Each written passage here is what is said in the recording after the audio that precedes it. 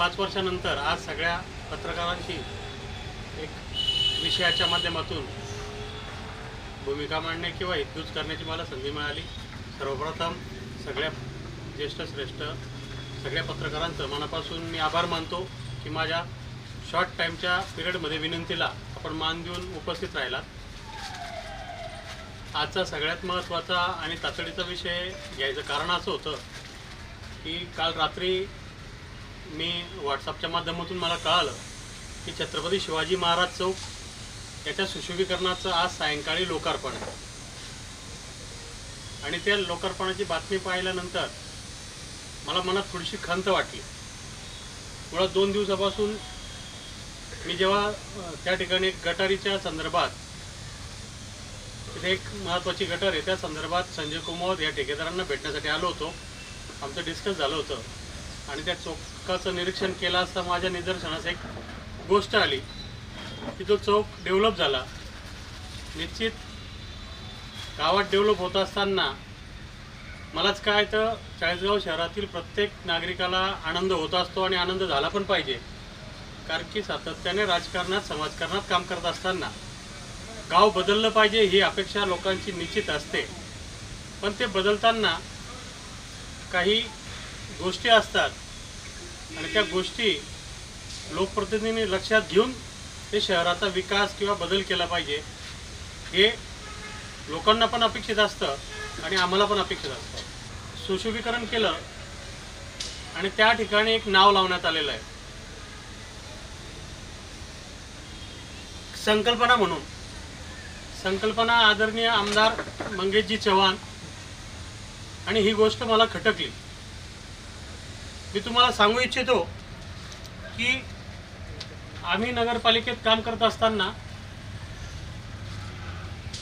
छत्रपती शिवाजी महाराजांच्या पुतळ्याच्या संदर्भात जेव्हा जो प्रवास चालू झाला त्या प्रवासात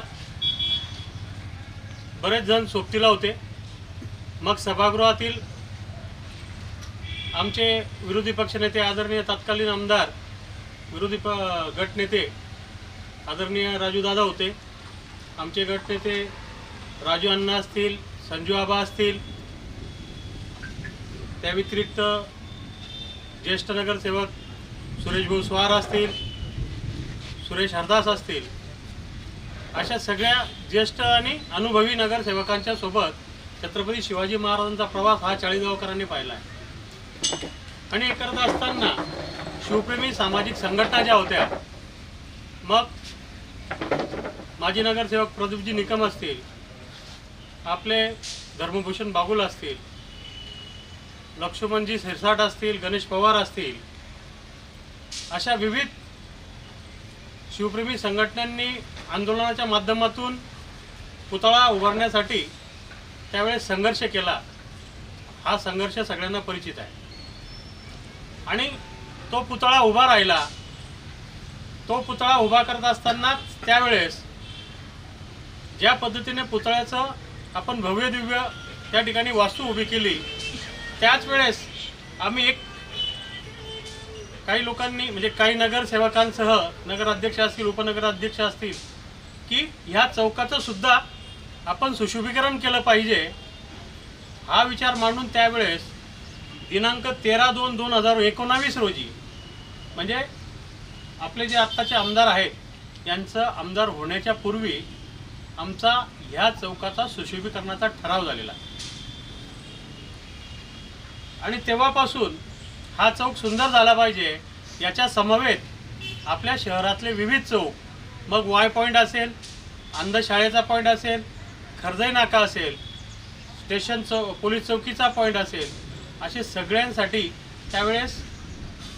त्यावेळेचे आमदार आदरणीय उन्मेशदादा यांनी सुद्धा प्रयत्न करून निधी उपलब्ध करून दिला होता।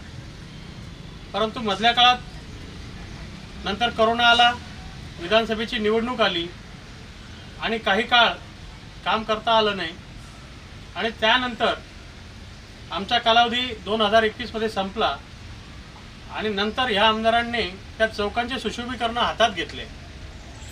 परंतु हा प्रवास सांगताना मला एका गोष्टीवर आवर्जून सांगायचं आहे की आज छत्रपती शिवाजी महाराज हा जो चौक आहे त्या ठिकाणी आपला अश्वारूढ पुतळा एवढ्या दिमागदाराने उभा राहिलेला आहे। आपण येता जाता पाहतो ही नुसती मराठा समाजाची अस्मिता नाही, तर 12 बलुतेदार आणि 18 पगड जातींचा अस्मितेचा भाग बनलेला आहे आजचा चौक। आणि मग हे करत असताना प्रत्येक लोकप्रतिनिधीचं कर्तव्य आहे की असे जे चौक आहेत जिथे थोर महापुरुषांचं नाव असेल किंवा थोर महापुरुषांचे पुतळे असतील तर तिथलं पावित्र्य ठेवण्याचं काम हे नागरिकांसह लोकप्रतिनिधीचं कर्तव्य आहे। आणि म्हणून हे कर्तव्य बजावत असताना जर कोणी त्या ठिकाणी ही माझी संकल्पना असं कोणी नाव लावत असेल तर हे निश्चितपणे चुकीचं आहे। आणि म्हणून आपल्या माध्यमातून आदरणीय मंगेश दादांना मी हे सांगू इच्छितो की त्यांनी जो संकल्पना म्हणून नाव टाकलं हे माझ्या सगट जनतेला, शिवप्रेमींना व समस्त जनतेला हे मान्य नसणार आहे। आणि म्हणून तुमच्या माध्यमातून मी आज आवाहन करू इच्छितो की सायंकाळी 6 वाजता त्यांनी जो लोकार्पणाचा कार्यक्रम ठेवला आहे त्यापूर्वी त्यांनी ते संकल्पना हा शब्द काढून टाकावा अशा विनंतीसाठी मी या पत्रकार परिषदेचं नियोजन केलेलं आहे। कारण की संकल्पना आज ठीक आहे, त्यांनी विधानसभा डोळ्यासमोर ठेवून केला असेल किंवा काय केलं असेल या बाबतीत मी जास्त खोलवर जात नाही, परंतु येणाऱ्या पिढीला कदाचित असं वाटेल की हे सगळं जे दिसतंय मग महाराजांच्या पुतळ्यापासून त्या भागातल्या चौक सुशोभीकरणापासून सगळं हे फक्त त्या एका नावावर केंद्रित होतं।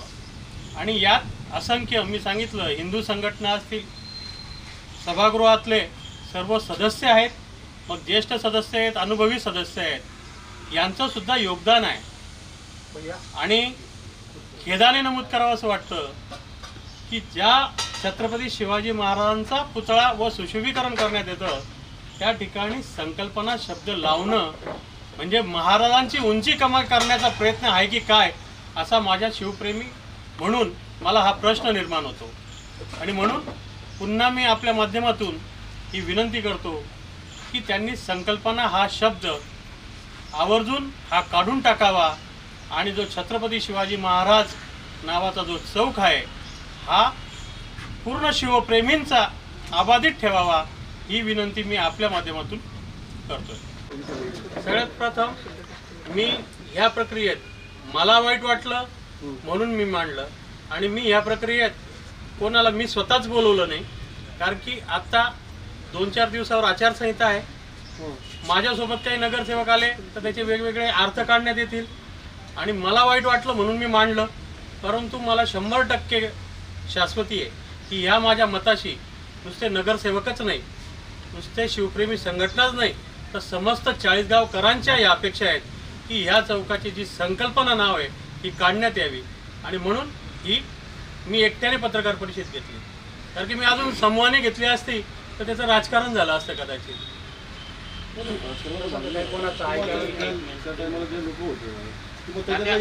तुम्ही अजून पण भाजपमध्येच आहेत का? 100% तुम्हाला काय शंका आहे?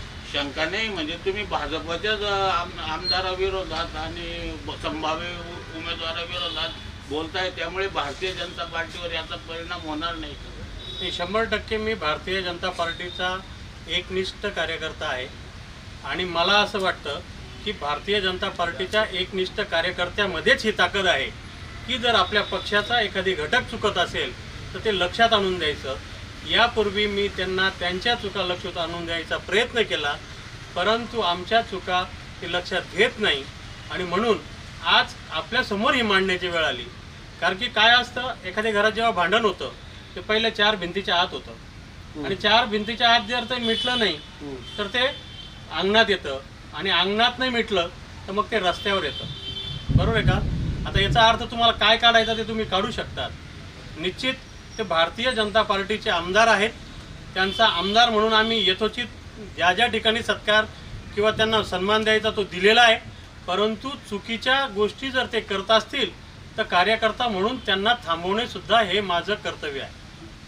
तुम्ही असं एकत्र बसून सांगू शकत नव्हतं, पत्रकार परिषद घेण्याच्या एकत्र बसून हे तुमचं चुकतंय बा असं भाजपचे म्हणून? मी तुम्हाला यापूर्वीच सांगितलं की निश्चित चांगल्या गोष्टी तुम्हाला सांगतो, त्यांच्या आमदारकीच्या प्रवासाचा सगळ्यात पहिला घटक मी त्यांना त्यांच्यासोबत असणारा मी घटक आहे। चांगल्या वाईट काळाचा मी साक्षीदार आहे, पण त्या गोष्टी आता जर बोललो तर त्याचं राजकारण होईल. आजचा मुद्दा माझा छत्रपती शिवाजी महाराजांच्या चौकासंदर्भातला आहे. येणाऱ्या काळात जर काही गोष्टी पुन्हा मांडायची वेळ आली तर आपल्या माध्यमातून निश्चितपणाने मी मांडेल. आणि हे मला का मांडावं लागलं, मी आज पत्रकार परिषद का घ्यावी लागली, तर माझ्यापेक्षा निश्चितपणाने ते चांगलं उत्तर देऊ शकतात एवढी निश्चित मला शाश्वती आहे. तात्यासाहेब, तुम्ही फक्त छत्रपती शिवाजी महाराजांचं चौक म्हणता, त्यांनी तर सर्व ठिकाणी संकल्पना लावली. मग याविषयी काय म्हणणं तुमचं? हे बघा, आता इतर ठिकाणी जर मी बोललो तर काय असतं, काही ठिकाणी समाजाचा विषय असतो, काही ठिकाणी छत्रपती शिवाजी महाराज यांच्याशी माझी 100% अस्मिता आहे. तसंच तुम्ही जसा उल्लेख केला तसं प्रत्येक ठिकाणी प्रत्येक महापुरुषाची जी हे आहे त्यांची कारकीर्द आहे ही आपली अस्मिता आहे, बरोबर आहे का. परंतु त्या बाबतीत जर मी बोललो, मग उद्या प्रशासकीय बिल्डिंगच्या बाबतीत बोललो तर तात्या राजकारण करतो. आत्ताच मामांनी जो प्रश्न उपस्थित केला की भारतीय जनता पार्टीत राजकारणाचा विषय नाही, तुम्ही सांगितलं ना त्यांच्या चुका दाखवण्याचं माझं कर्तव्य आहे बुवा. मग आता मला सांगा, राजकारण काय हे पण मी आज सुरुवात केली आहे, बरोबर आहे का. या गोष्टीवर आज मी सांगितलेलं आहे. आता स्वतः आमदार हुशार आहेत. संकल्पना ही गोष्ट मुळात शासकीय याच्यामध्ये बसते का त्याचा त्यांनी विचार करावा. आणि ते आमदार आहेत, ते आज तालुक्याचं नेतृत्व करतायत. प्रत्येक गोष्टीला क्रॉस करायचं म्हटलं तर ते माझ्यासारख्याला पण कितपत योग्य ठरेल हे तुम्हाला माहिती आहे, बरोबर आहे का. त्याच्यामुळे संकल्पना हा शब्द कुठून आला याचा शोध मला पण घ्यावा लागेल. पण आज मला प्रामुख्याने जी पूर्ण महाराष्ट्राची अस्मिता आहे आणि त्या ठिकाणी त्या चौकाचं सुशोभीकरणाचा आम्ही ठराव केलेला आहे. त्या ठराव क्रमांक 611, मी तुम्हाला तारीख बी सांगितली की 13/2/2019. आणि ह्या चौकाच्या संदर्भात समस्त लोकप्रतिनिधी आणि समस्त शिवप्रेमी संघटना या सगळ्यांचा समावेश आहे. म्हणून प्रामुख्याने मला ह्या विषयावर बोलावंसं वाटलं.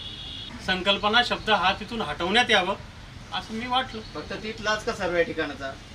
आज तर मी या विषयावर बोलतोय. सगळ्या ठिकाणी जर मी ऐका, सगळ्यात महत्त्वाचं दुसऱ्या चौकाचं पण मनोहरजी, काय होतं की आपण एका गोष्टीचा संदर्भ इतर ठिकाणी लावला तर लावला म्हणजे संकल्पना. आता हे कोणाला कळलं पाहिजे, हे आदरणीय आमदारांनाच लक्षात आलं पाहिजे की संकल्पना कुठे लावायची आणि कुठे नाही लावायची. मला जिथे वाटलं तिथे मी बोललो. मुळात तुम्ही म्हणजे चौथा स्तंभ म्हणून तुमचा परिचय आहे. तुम्ही चांगलं वाईट दररोज माध्यमातून लोकांसमोर आणत असतात. ह्या अपेक्षा तर मुळात आम्हाला तुमच्याकडून होत्या, तुमच्याकडून झाल्या नाही.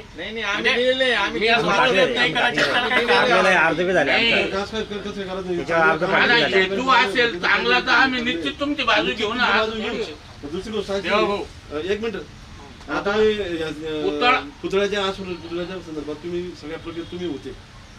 शिवाजी महाराजांची घोडी मोठी आहे, ती तलवार फक्त दिसते. येणारे जाणारे लोक रोज आवळा मारतात की कोणते लोक होते बा याचे की यांनी महाराज पुतळा उभारला पाहिजे. हो, एकदम चांगला प्रश्न विचारला तुम्ही.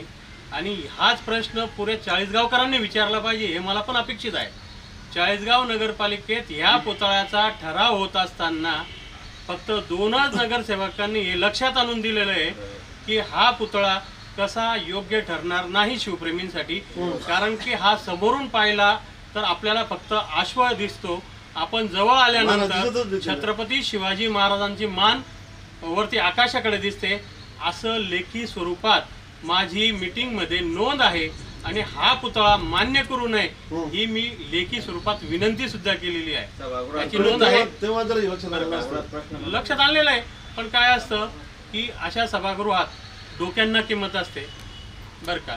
काही जणांच्या राजकारणामुळे मी पदाधिकारी होतो ना, माझं मांडलेलं आहे ना, मी तर सांगतोय. माझ्याकडे नोंद आहे.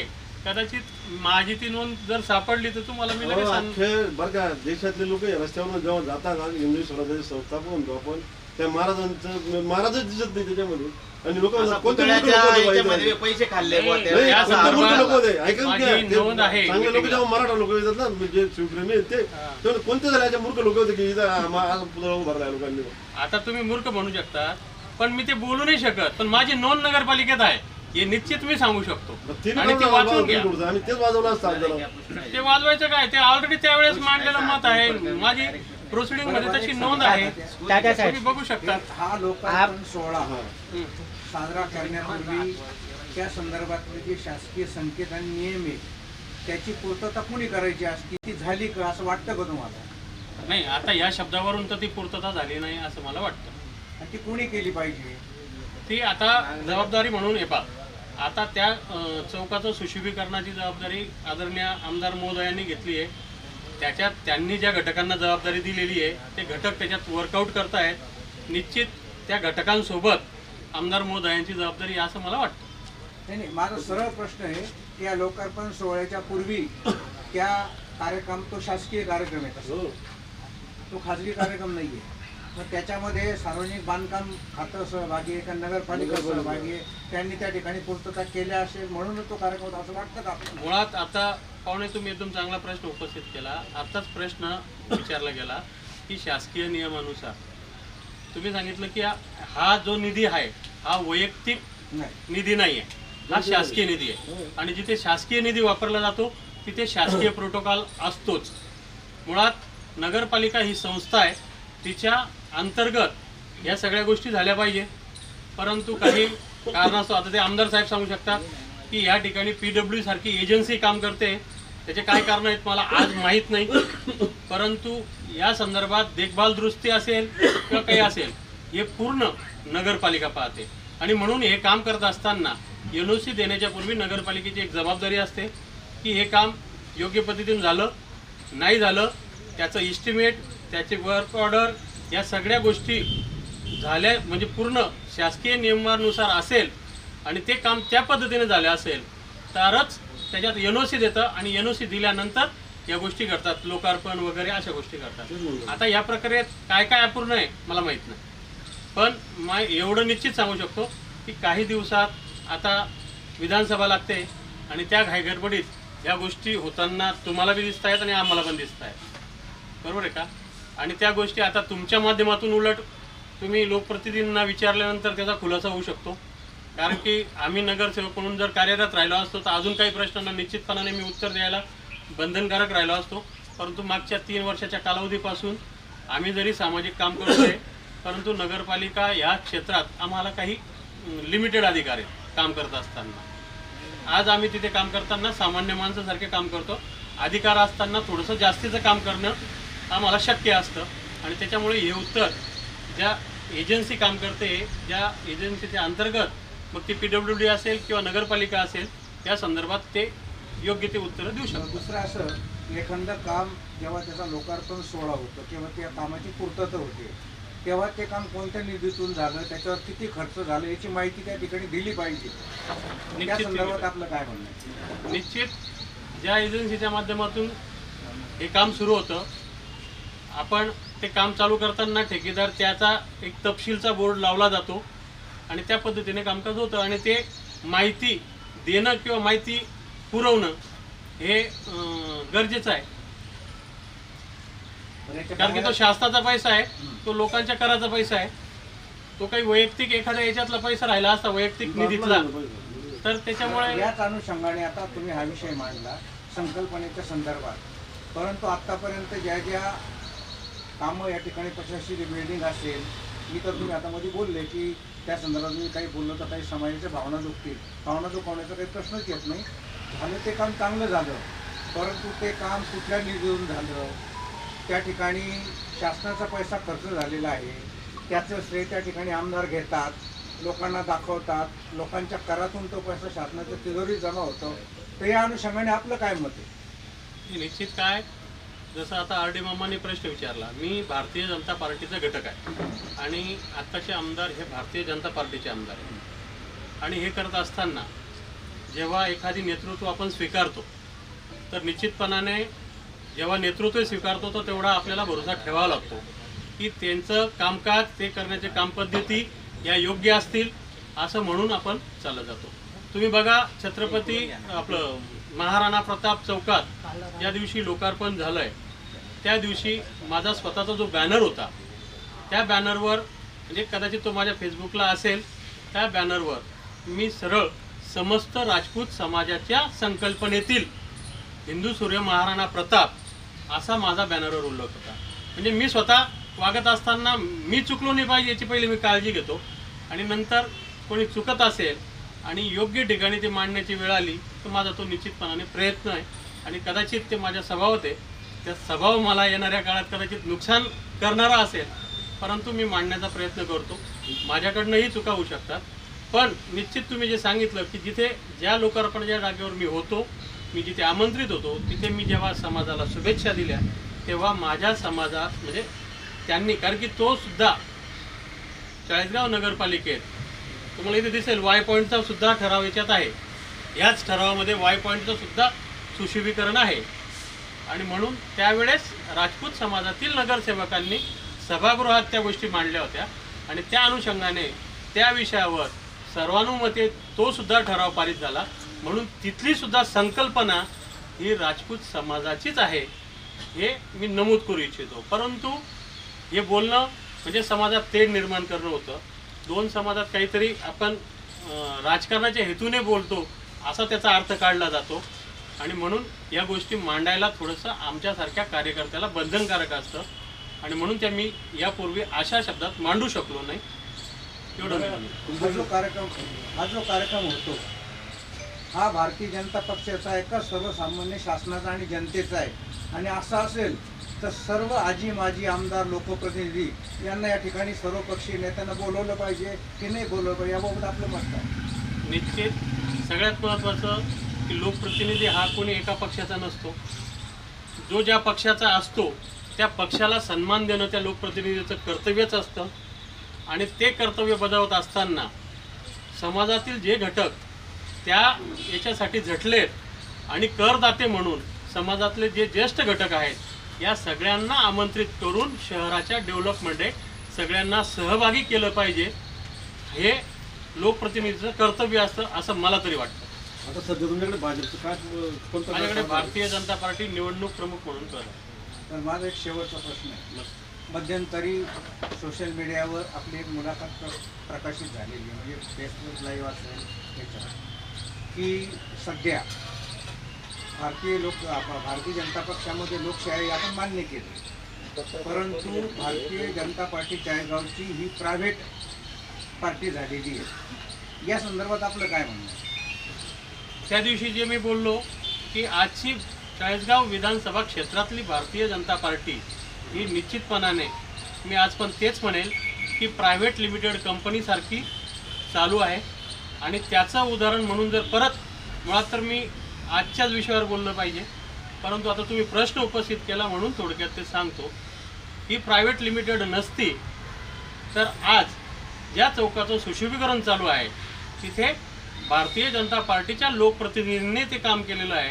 आणि म्हणून भारतीय जनता पार्टीच्या शहर अध्यक्ष असेल, तालुका अध्यक्ष असेल किंवा त्यातील घटकांना सोबत घेऊन ते सुद्धा कुठेतरी बॅनरवर दिसणं अपेक्षित होतं आणि हे कुठे दिसत नाही. म्हणून आज परत त्या शब्दाला मी दुजोरा देतो की आजची चाळीसगाव विधानसभा क्षेत्रातली भारतीय जनता पार्टी ही कुठेतरी प्रायव्हेट लिमिटेड कंपनीसारखी काम करते आहे असं मला वाटतं. या संदर्भात तुम्ही काही वरती वरिष्ठांची काही पत्रव्यवहार केला आहे का की प्रायव्हेट लिमिटेड कार्यक्रम चालू आहे असं? मी 100% केलं आहे म्हणून मी इतक्या आत्मविश्वासाने बोलतोय असं मी त्या माझ्या मुलाखतीत बोलतोय. त्याची कॉपी आहे का आपल्याकडे? त्या आमच्या संघटनेअंतर्गतच्या गोष्टी आहेत. नाही तुम्ही या आम्ही- ओपन सांगितलं. हो आपण सांगितलं ना, हो ना मग. माझी तक्रार आहे. आम्हाला त्याचं एखादी मी तुम्हाला आज माझ्याकडे जोपर्यंत पद आहे हं. त्या पदाचा सन्मान ठेवणं हे माझं कर्तव्य आहे. हं. परंतु घरात भांडण चालू आहे हे मी किती काळ लपवू शकतो, काही काळ लपवू शकतो. मी तुम्हाला सांगितलं आमच्या घरात भांडण चालू आहे, पण मग आमच्या घरातले काय भांडण चालू आहे ते आम्ही तुम्हाला कागदपत्री सादर करून आम्ही आमच्या पक्षाचा अवमान करू शकत नाही. तेव्हा तुमच्या घरातल्या भांडण्याची कारणं तर सांगाल ना तुम्ही. माझ्यापेक्षा मला निश्चित वाटतं की आदरणीय आमदार महोदय त्या भानगडीची कारणं सांगतील, बरोबर आहे का? कारण की माझ्यापेक्षा आज ते तालुक्याचं नेतृत्व करतायत, मानाने ते आज ज्येष्ठ आहेत. ते मी एक छोटासा लोकप्रतिनिधी आणि एक छोटासा कार्यकर्ता आहे. मी जर कुठे काही चुकलो असेल तर या संदर्भात ते चांगलं स्पष्टीकरण देऊ शकतात असं मला तरी वाटतं. आता तुम्ही भारतीय जनता पार्टीचा आमदार त्यांना कसं काय असो, विचारायचं त्यांच्या आता? कार्यकर्ते तुम्ही असो, घेतली. त्यांच्यावर बोलताय. हा, मग तुम्हाला- भविष्यात जर तुम्हाला- तुमचा पक्षविरोधी कारवाया हा, एक मिनिट. हकालपट्टी झाली हा. तर तुम्ही भविष्यात काय निर्णय घेणार? तेव्हा मला आत्मविश्वास आहे की मी जर चांगलं काम केलं असेल तर आणि संघटना म्हणून वरिष्ठ माझी हकलपट्टी सहजासहजी करणार नाही. जर मी झालीच तर त्यावेळेस निर्णय घेऊ. निश्चित तो निर्णय घेतल्यानंतर मला तुमच्या समोरच मांडावा लागेल. मी काही कोपऱ्यात निर्णय घेऊ नाही शकत. आणि सगळ्या पत्रकारांना विनंती असेल की प्रामुख्याने आजचा जो विषय आहे या विषयावर वर्कआउट झालं पाहिजे किंवा तो विषय तडीच नेला पाहिजे. कारण की असं जर नाही झालं तर समस्त जनतेचा अनादर होईल बरं का. आणि मी माझ्या प्रेस नोटमध्ये सुद्धा लिहिलं आहे, थोड्याच दिवसात विधानसभा आहे आणि माझी त्याच्याकरता यांना विनंती आहे की किमान असा काही अट्टहास करू नका की त्यातून जनतेचे मन दुखवतील, पक्षाच्या कार्यकर्त्यांचे आणि शिवप्रेमींचे मन दुखवतील. आणि म्हणून मी ऑलरेडी प्रेस नोटच्या माध्यमातून चाळीसगाव विधानसभा प्रायव्हेट लिमिटेड पार्टी कोणामुळे नेमकी? हे पहा, मुळात आजचा जो विषय आहे नाही आता या विषयावर मी पत्रकार परिषद घेतली आहे. आता ते संकल्पना शब्द आणि याचा अर्थ जवळ येतोय ना, म्हणून आम्हाला विचारावा लागणार हा प्रश्न. आता पाहुण्यांनी जे विचारलं त्याच्यावर मी उत्तर दिलं की माझ्यापेक्षा निश्चित आज ज्या तालुक्याचे प्रमुख म्हणून यांची जबाबदारी आहे, बरोबर आहे का, ते तुमच्या प्रश्नाचं माझ्यापेक्षा चांगलं उत्तर ते देऊ शकतात. विषय कसा आहे माहिती का? एक मिनिट त्या विषयावर नाही घेतली ना. एक मिनिट माझा प्रश्न एक आहे की आमदार वेगळा घटक आहे आणि पदाधिकारी वेगवेगळे, एक तालुका प्रमुख आहे, शहर प्रमुख, यांची नेमणूक कशासाठी केलेली असती? आता शहराध्यक्ष, तालुका अध्यक्ष हे पण या घटकाला या जबाबदार आहे माध्यमातून ना. मी तुम्हाला सांगू शकतो, तुम्हाला जर वाटतं की लोकप्रतिनिधी हा वेगळा घटक आहे तर याचं उत्तर आदरणीय जळकेकर महाराज आमच्या जिल्ह्याचे अध्यक्ष यांच्याकडून तुम्हाला चांगल्या पद्धतीचं उत्तर मिळू शकतं असं मला वाटतं. यांनी देवा असं सांगून मिळू शकतं. हा, आम्ही त्यांच्या मागण्या विचारते. माझ्या वरिष्ठ कोण आहेत? जिल्हा अध्यक्ष आहेत. बरोबर आहे का? तात्या, अगर बात एक कॉमन सेंस की है कि आप लोग ठहराव कर रहे हैं, उसके लिए आप कागजी घोड़े दौड़ाए थे चौक के लिए, लेकिन अब जब उसके लिए निधि लाने का काम आमदार साहब ने किया है तो वहाँ उन्होंने अपने तौर पे अगर उसको संकल्प या संयोजन जो भी शब्द है वो लगाया, तो इसको गैर क्यों आप मानते हो? पहिली आपने बात तो उसके लिए कोई फंडिंग ला के दी नहीं, आपने उसकी प्रथम स्टेज पूरी करके दे दी. अब जब उसके लिए वो फंड ला रहे और अपना वो चीज़ लगा रहे कि संकल्प, यानी मैंने इसके लिए कोशिश किया, तो फिर ये इसमें गलत क्यों हो सकता है? ऐसा क्यों आपको लगता है? पहली बात तो आप ये समझो कि किसी ने फंड लाया इसीलिए वो खुद की संकल्पना हुई, ये सोच गलत है. क्योंकि जो फंड आता है वो कोई घर से नहीं देता है. वो फंड अपना जो अपन रोज कष्ट करते हैं, जो अपना कर रहता है, वो कर सरकार को जमा होता है और वो सरकार के माध्यम से लोक प्रतिनिधि को दिया जाता है, वो अपने कामों के लिए. तो इसके लिए वो उनकी संकल्पना नहीं हो सकती.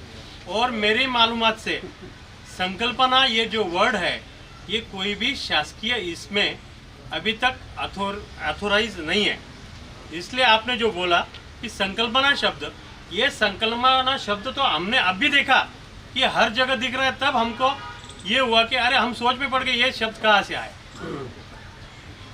ठीक आहे मामा, तुम्ही काय विचार? आतापर्यंत लोकप्रतिनिधी का आणला नाही तो निधी? तुम्ही म्हटला शासनाचा निधी आहे, मग आतापर्यंत का झाला नाही ठराव करून सुद्धा? सगळ्यात महत्त्वाचं, माझ्याकडे आमचा जो ठरावाची प्रत आहे ती ठरावाची प्रत तुम्हाला देतो. या चौकासाठी 50 लाखाचा निधी यापूर्वी मंजूर झाला, परंतु मधल्या काळात कोरोना आणि लोकसभा विधानसभेच्या निवडणुका झाल्या आणि त्याच्यामुळे त्याच्यावर वर्कआउट झालं नाही. आणि त्या कालावधीनंतर काही काळातच आमचा कालावधी संपला आणि म्हणून त्याच्यानंतर याच्यावर लोकप्रतिनिधींनीच वर्कआउट केलेलं आहे नगरपालिकेत. आणि म्हणून त्या संदर्भात ते माझ्यापेक्षा चांगलं उत्तर देऊ शकतात.